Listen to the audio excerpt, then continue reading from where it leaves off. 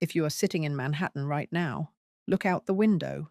If the lights are still on, count your blessings. Because what just happened in a control room 500 miles north of you has changed the fundamental physics of your life. It started at exactly 9:02 a.m. this morning. On the trading floor of the New York Mercantile Exchange, traders were expecting a normal Tuesday. They were drinking coffee. They were watching the bond yields. They were worried about inflation numbers.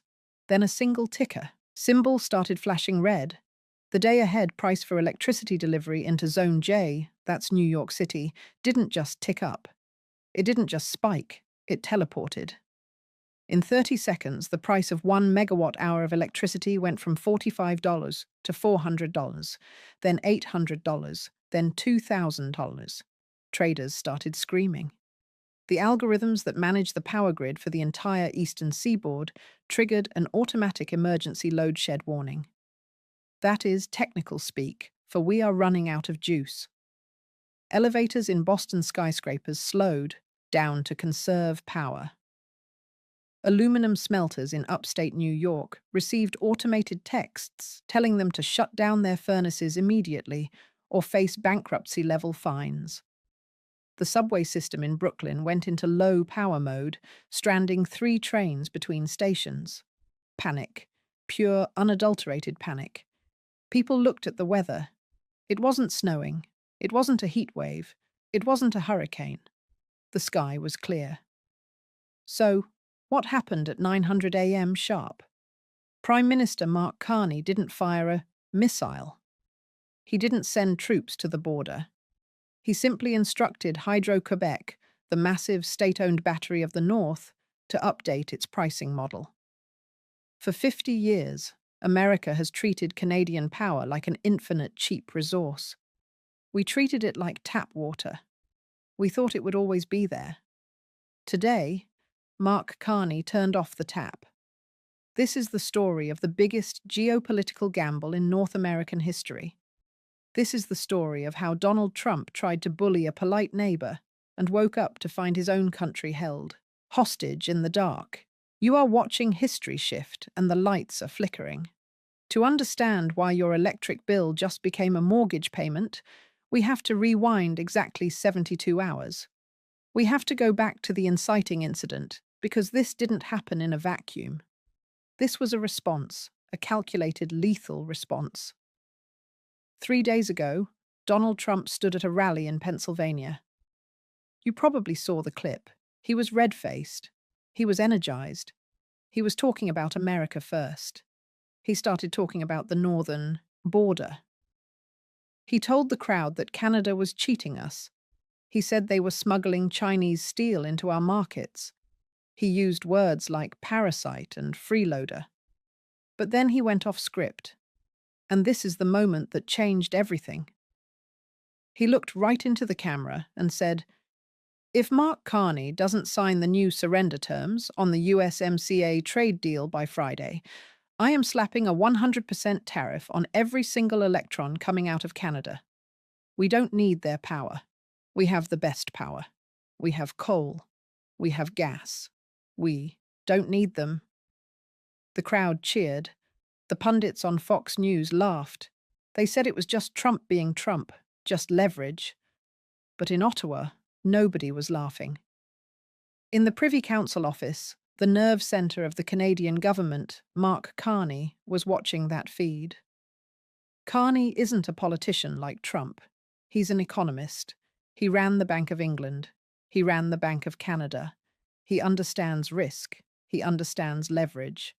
And most importantly, he knows exactly how the American power grid is wired. He knows something Trump apparently forgot. You can't tariff physics. When Trump threatened to tax the electricity, he broke a 50-year-old unwritten rule of North American security. Energy flows freely. The moment Trump said those words, he gave Carney the opening he had been waiting for. For the last 48 hours, the Canadian government went silent.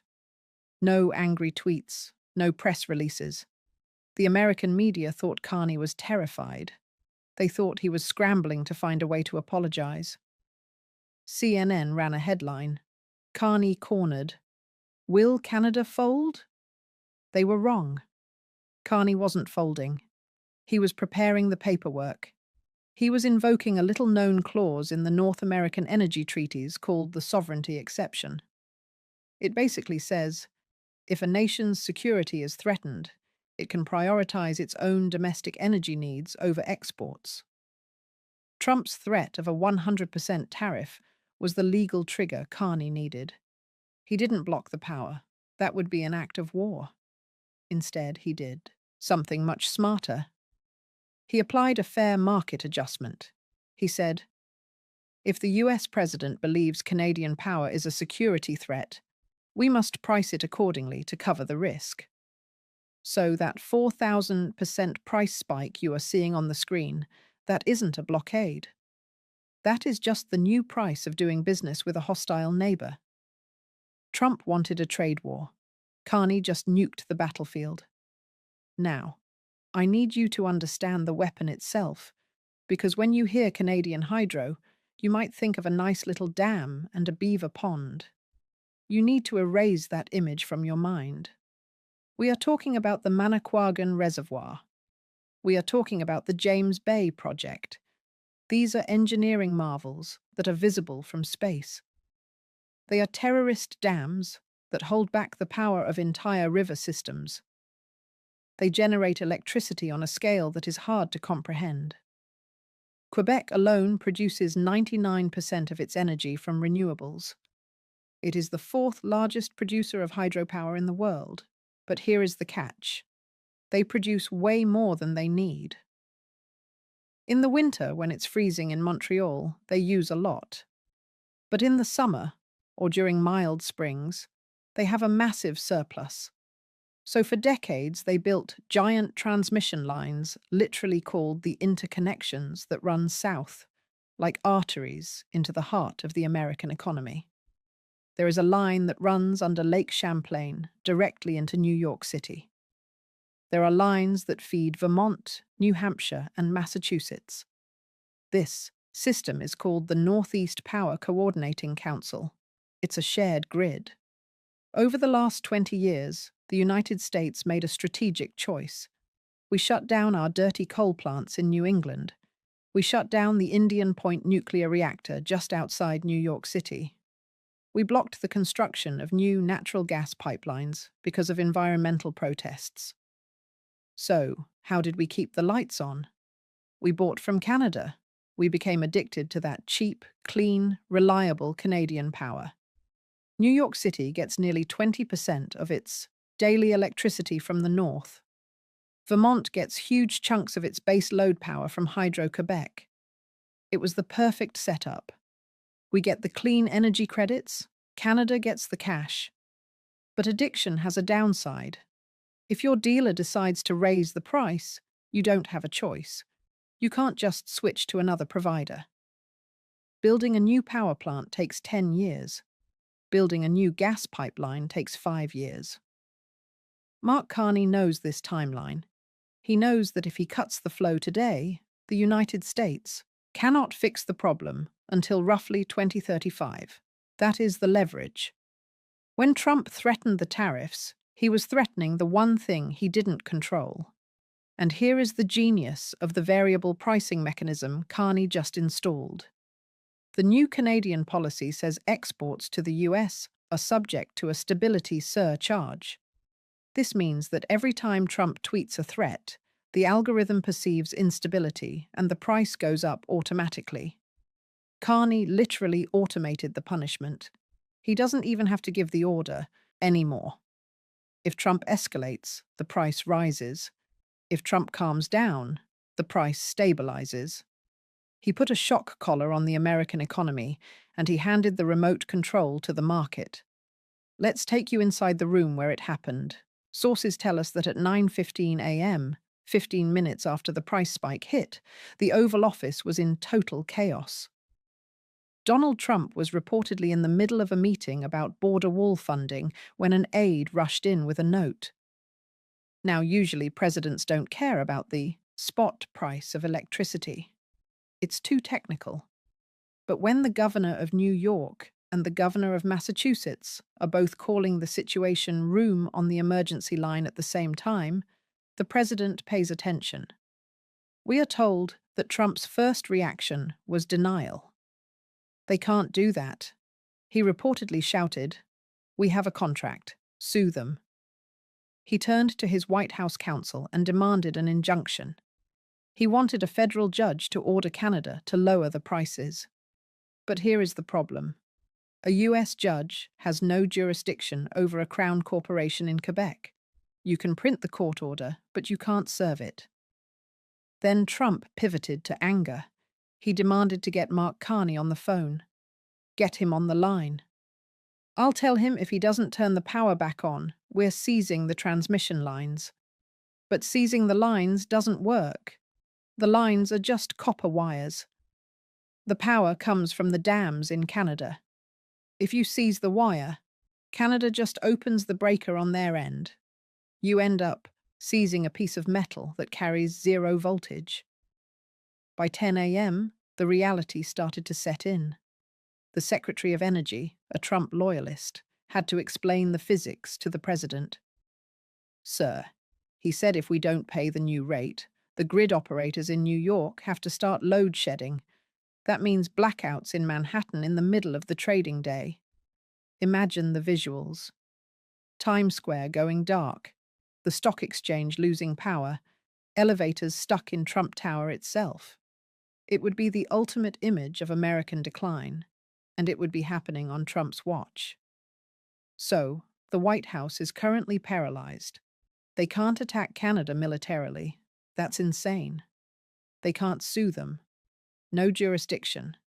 They can't boycott them. We need the power. Now, for the first time in his presidency, Donald Trump is in a room with no exit door. Now, cut to Ottawa. The contrast could not be starker. While Washington is screaming, Ottawa is silent. Mark Carney hasn't tweeted. He hasn't held a rally. At 11, wow a.m. He held a brief technical briefing. No flags, no fanfare. Just him, a podium, and a chart. He looked like a university professor teaching a class on macroeconomics. He said, "The government of Canada has a responsibility to its taxpayers to ensure we are receiving fair value for our natural resources. Given the hostile trade environment initiated by the United States, we have adjusted our risk premiums." Reporters tried to bait him. "Is this revenge for the Trump tariffs?" one asked. Carney adjusted his glasses. He didn't smile. "This is not revenge," he said. "This is a market correction. Uncertainty costs money. President Trump created the uncertainty. Therefore, he created the cost. It was a masterclass in gaslighting. He was using capitalist logic, the very logic Republicans claim to love, to strangle the Republican administration. Carney's approval ratings in Canada are skyrocketing. For years, Canadians have felt bullied by US trade policies. Softwood lumber tariffs, dairy disputes, aluminum taxes. Finally, they have a leader who isn't just complaining, he's punching back. And he's doing it with a level of sophistication that makes the Trump team look like amateurs. Carney has also been working the phones, but not with Trump. We have reports that Carney has been speaking directly with the governors of the Northeast states. He is bypassing the president entirely. He is effectively saying to the governors, "Look, I don't want to hurt your people. This is Trump's fault. If you can get him to back down on the tariffs, I'll lower the power prices." He is fracturing the United States. He is turning the states against the federal government. It is a divide-and-conquer strategy executed by a Canadian. Let's leave the politicians for a moment. Let's talk about what this looks like for you, because spot price of electricity sounds abstract. But here is what it looks like on the ground. The factory owner in Ohio, meet Jim. He runs a mid-sized auto parts plant. He operates on thin margins. His electricity bill is usually $15,000 a month.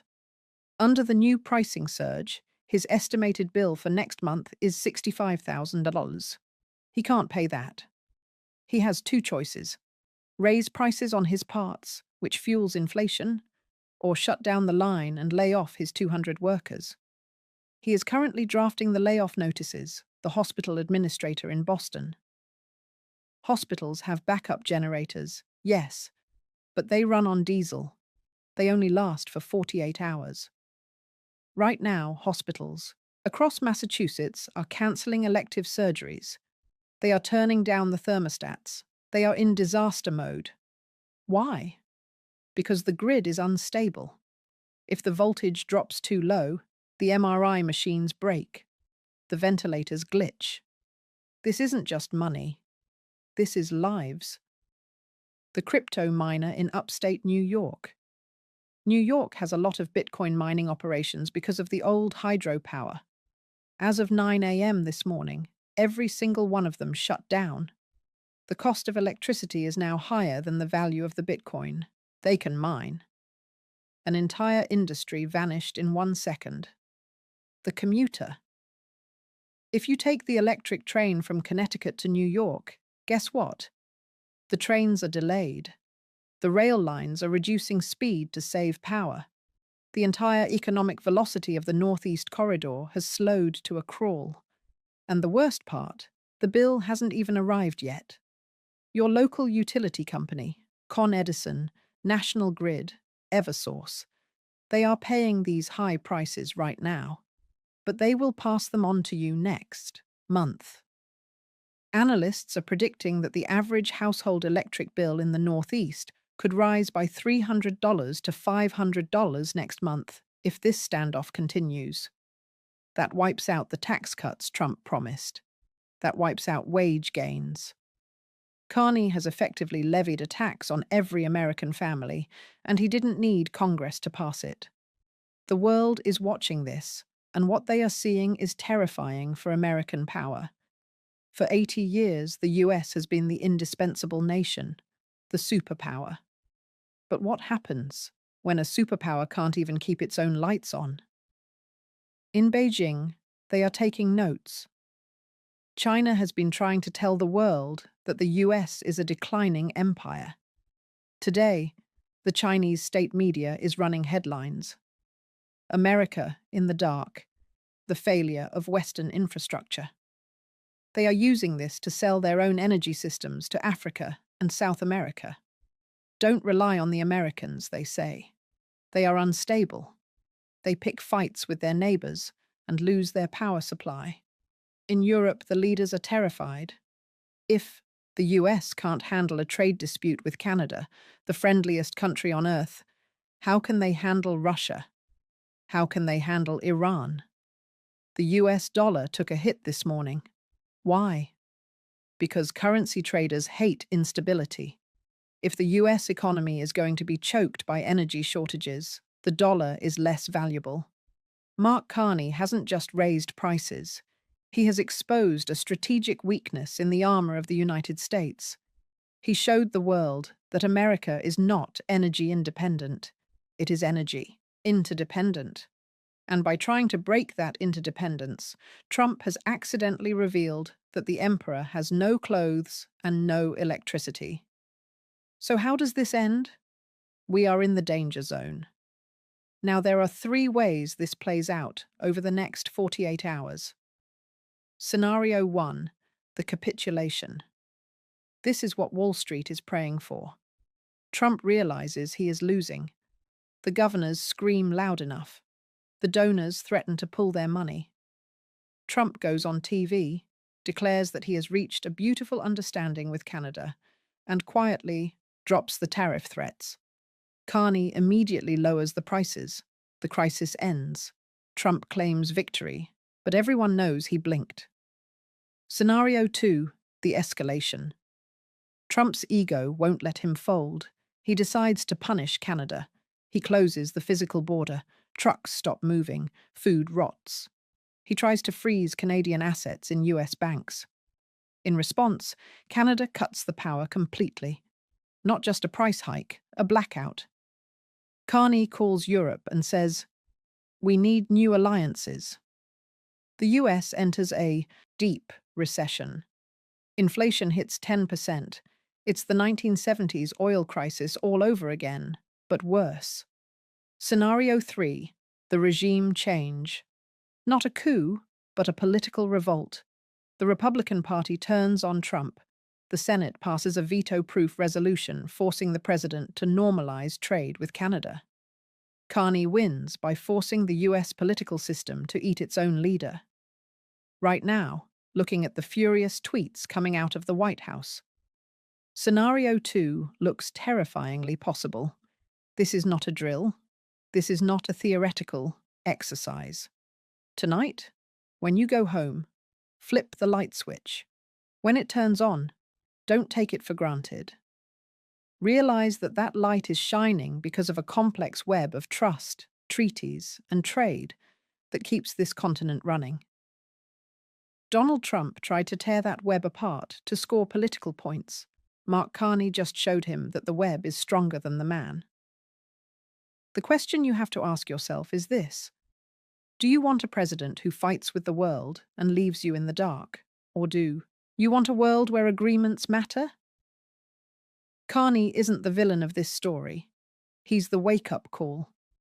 The US grid is flickering. The price is climbing. And somewhere in Quebec, a turbine is spinning, waiting for America to come to its senses. If you want to know if your state is next on the list for blackouts, check the pinned comment below. I've linked the map of the grid dependencies. Don't forget to subscribe, because if the power goes out, we'll be the only ones telling you why. Stay safe and keep some candles,